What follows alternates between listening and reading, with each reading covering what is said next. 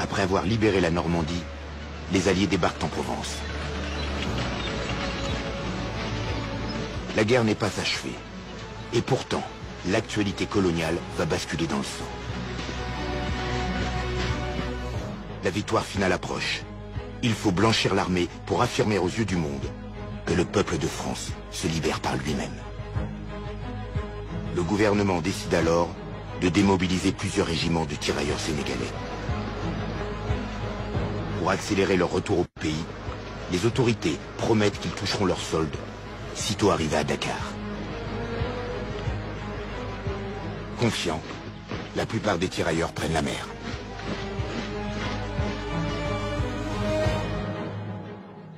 Mon père s'appelait Antoine-Jean Abibou. Et il a été enrôlé dans les tirailleurs sénégalais. Ils débarquent à Dakar. Ils sont envoyés dans un camp qu'on a préparé pour eux. Il y a plus d'1 millier de personnes dans des baraquements. Et ils continuent la procédure pour se faire payer leurs émoluments, qui étaient indus. Et à force d'insister, un jour, le commandant du camp de Thiaroye leur donne rendez-vous sur la place des armes à Thiaroye. 1er décembre 1944, ils sont réveillés au clairon. On leur demande de se rassembler sur l'esplanade.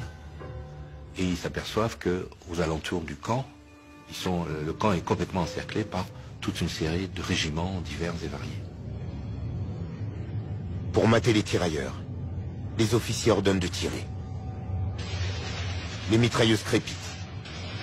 Les corps s'effondrent.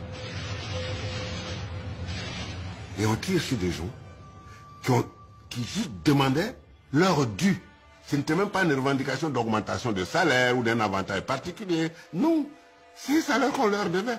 Ce que je sais, sinon je ne serais pas ici, c'est que mon père s'est couché tout de suite. Et il fait partie des gens qui survivent et qui sont par contre désignés comme étant des meneurs de cette soi-disant rébellion armée. Et on condamne 34 personnes de 10 ans à 2 ans de prison. Mon père a été condamné à 10 ans de prison. Nous sommes manifestés sans être armés. Ils n'avaient pas d'armes. On les a tués lâchement. Et ceux qui l'ont fait n'ont pas été punis. C'est ça le mal. Ceux qui l'ont fait ça n'ont pas été punis. La répression a tourné au massacre. On dénombre plus de 50 morts et des dizaines de blessés. Les autorités ont commis l'irréparable. Elles ont tiré sans sommation sur leurs frères d'armes.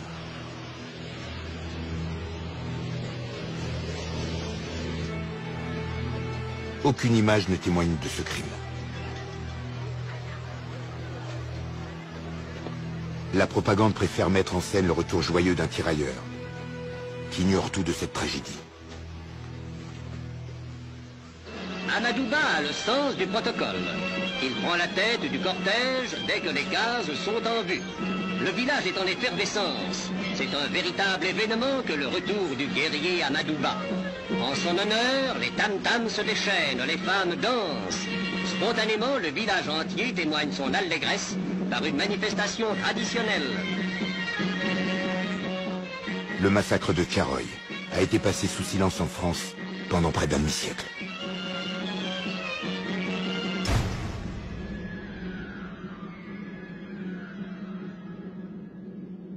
Il n'y a aucune mémoire de ça et c'est terrible. C'est terrible qu'il n'y ait pas de mémoire des événements passés, qu'il n'y ait pas de cette transmission-là. Et d'une certaine manière, les massacrés de Thiaroye, s'ils ne sont pas connus aujourd'hui, c'est comme si ils n'avaient pas existé.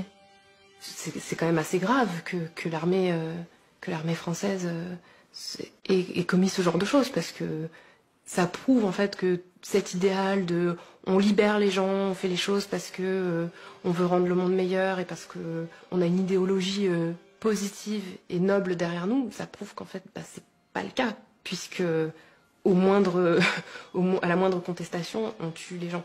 Tous les débats concernant la France et ses anciennes colonies françaises, tout ça est entaché par ce passé historique et par ces différentes formes d'injustice.